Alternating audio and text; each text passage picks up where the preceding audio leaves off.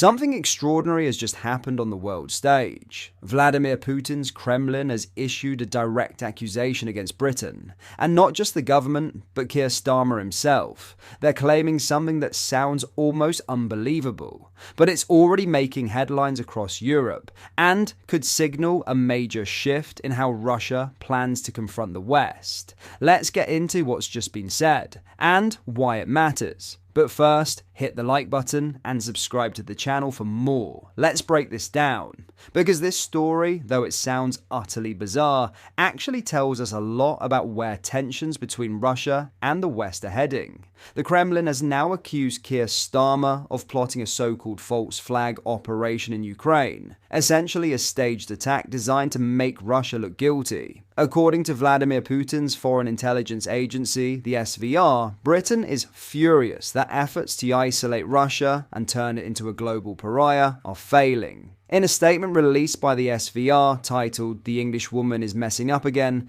the agency claims Starmer's government and British intelligence services are preparing what they called a vile provocation in response to what they describe as Russia's successes on the battlefield. Now, let's be absolutely clear. These are Kremlin accusations, not verified facts. But here's what the Russians are claiming. They allege that Britain has recruited a small group of Russian nationals who are currently fighting on the Ukrainian side, and that these individuals have supposedly been brought to the UK for sabotage training. Their supposed mission? To attack either a Ukrainian Navy ship or a foreign civilian vessel in a European port.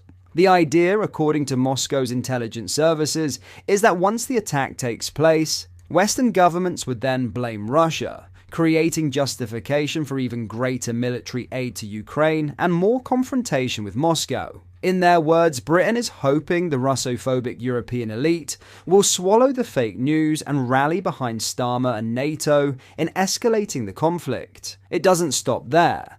The SVR also claims that this alleged group would be given Chinese-made underwater equipment to make it appear as though China were helping Russia, a move that, if true, would serve to deepen divisions between Beijing and the West. The Kremlin's statement is laced with its usual propaganda tone, mocking London as perfidious Albion, an old expression the Russians often use to describe British cunning, but then accusing modern Britain of having lost its strategic thinking.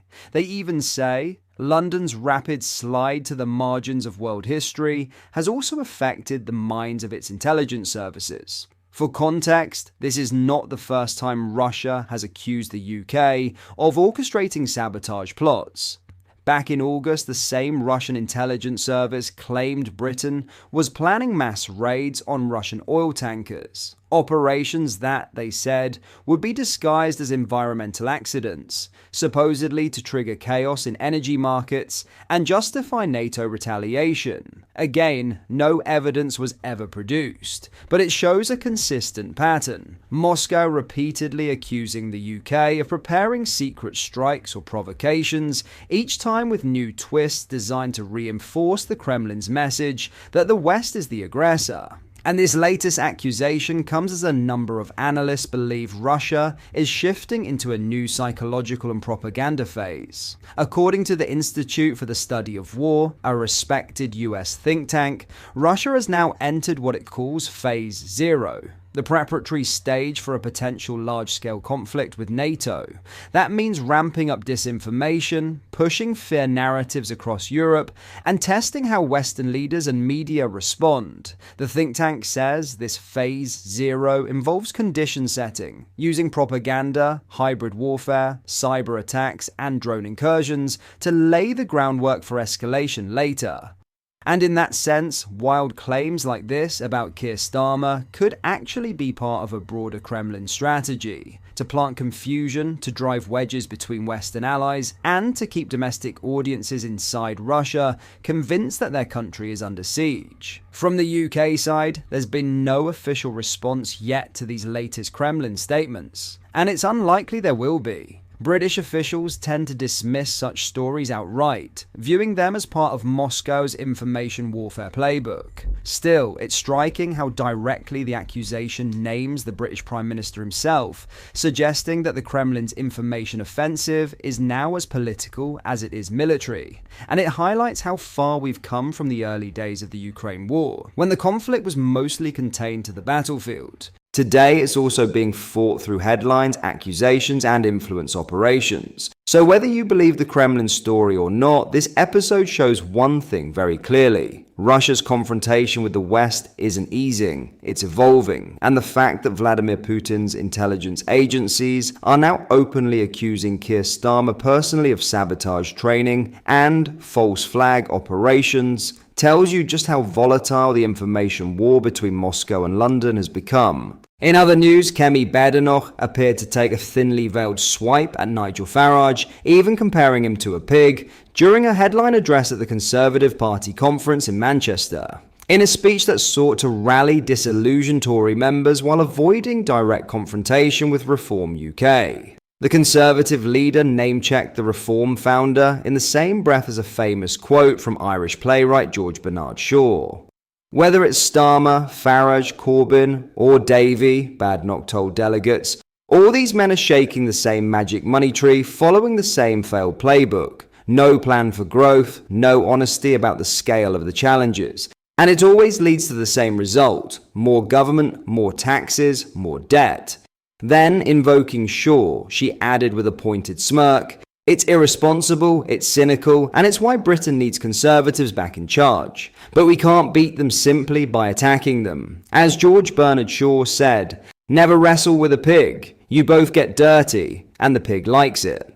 Her remark drew laughter and applause from some members in the hall, but it also raised eyebrows given its apparent allusion to Farage, whose party continues to siphon votes from the Tories. Over the course of a 45-minute speech, Badenoch unveiled a raft of headline-grabbing policies, from scrapping the Climate Change Act to cutting the civil service and tightening benefit rules. She promised to end rip-off university courses, scrap taxes on family farms, and overhaul the immigration system.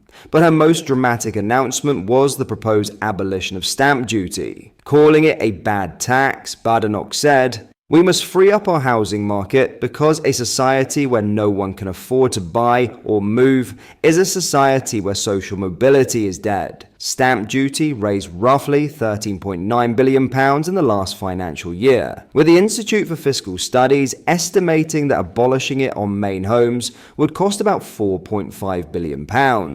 The Conservatives, however, claim the true figure could reach £9 billion, citing forecasts that Labour's Chancellor Rachel Reeves plans to increase the levy. Badenoch pledged a new golden rule for her economic plans, to reinvest only half of any savings from spending cuts, using the rest to reduce the deficit. She said that reducing student numbers could save £3 billion, funds she would divert into doubling the apprenticeship budget, insisting the approach was fiscally prudent.